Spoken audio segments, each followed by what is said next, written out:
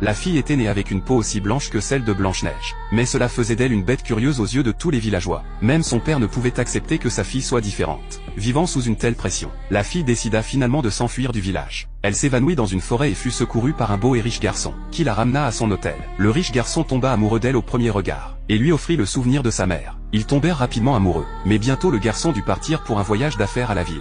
La fille l'attendit à l'hôtel pendant une année entière, mais il disparut comme s'il s'était volatilisé de la surface de la terre. Alors elle cacha sa peau et partit seule à la ville pour le chercher. À sa grande surprise, le riche garçon l'avait déjà trahi. Il avait épousé une autre femme et avait des enfants. Quand elle retourna à l'hôtel, elle était complètement brisée. Elle ne pouvait pas accepter un destin aussi cruel. Et 3 jours plus tard, on la retrouva morte dans la chambre. Des années plus tard, l'hôtel rouvrit ses portes. Lors de son premier jour de travail, la nouvelle femme de ménage fit face à quelque chose d'étrange. Elle entendait sans cesse quelqu'un pleurer au 3e étage. Et la chambre d'où provenait le son était verrouillée. Elle voulait voir ce qu'il y avait à l'intérieur, mais ne pouvait rien distinguer clairement. Poussée par la curiosité, elle essaya de crocheter la serrure avec une épingle à cheveux. Mais peu importe le nombre de fois qu'elle essayait, elle n'arrivait pas à l'ouvrir. Alors qu'elle était sur le point d'abandonner et de partir, la porte verrouillée s'ouvrit soudainement d'elle-même.